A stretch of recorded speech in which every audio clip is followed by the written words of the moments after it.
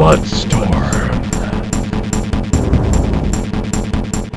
It's time for my every third episode Bad Arcade Game Retrospective. This time, it's the number 23, the movie, the game.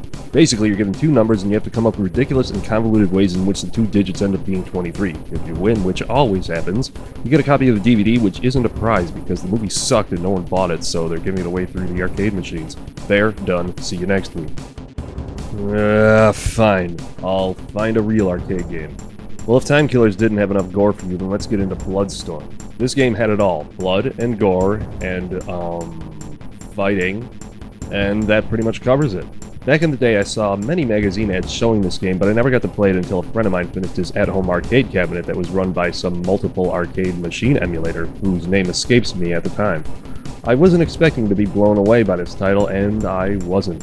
I'm just gonna go let you know right now, Time Killers will be referenced a ton in this episode. They were very similar games and made by the same companies. So watch my recall on that if you want a full story behind that game.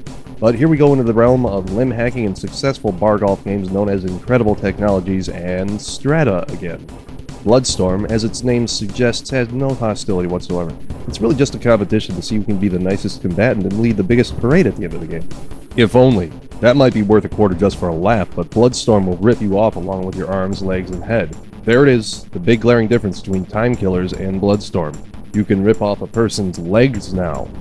You couldn't do that in Time Killers, just arms and heads. Did you die after that occurs? Of course not. You keep fighting, who needs medical attention? After every match, you turn back to normal. Oh, and there were pit fatalities now, too. This is a bit of a weird nitpick, but when you're able to kill the person in round 1, shouldn't they not come back for a second round? Time Killers had a way around this since they were in a rift in time that happened after their deaths. They're already dead and kind of in a terror in space controlled by the boss of the game.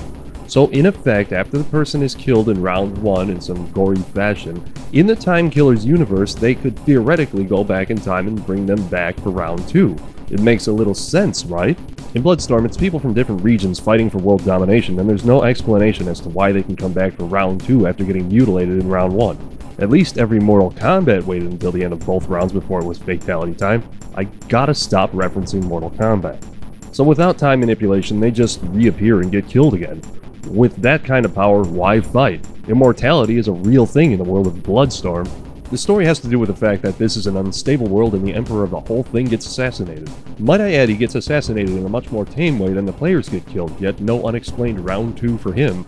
So, the leaders of the provinces throughout the world come together to hash out a peace treaty, but it turns out that someone forgot a pen. And without ink, they turn to copious amounts of blood to write up this new constitution. Trust me, there's like 48 amendments. So instead they decide to kill each other and gather all the blood so they can get started.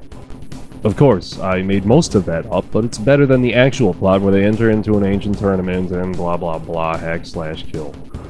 Everyone in this game is forgettable and badly drawn. The movement is clunky, the soundtrack is crappy, and the control scheme is still the same as Time Killers, where each button controls a part of the character's body.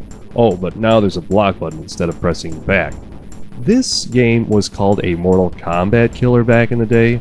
For the record, you can't kill Mortal Kombat without using some form of effort. That's like saying a $50 keyboard is greater than a grand piano. Sure, the keyboard can do some things a grand piano can't, but which would you rather have someone see you play? Oh yeah, each character had a gauntlet, a different gauntlet, and when you beat another character, you gained one of their moves. That was the gigantic selling point for this game, by the way. Something Mega Man has been doing for how long now? This game was out in 1994, and at the same time Mortal Kombat 3 was out, maybe even Ultimate. Even though the fatalities sucked in the third one, I would still take Mortal Kombat over this. It's no surprise that Strata went under after this game. In conclusion, if you somehow find this game, it wasn't worth the search, even if you weren't trying. What else? There were lots of secrets, no one cares, you can still decapitate your opponent at any time, but yeah, that makes 9 paragraphs, so Arcade Pass, let's make it last. Try the veal.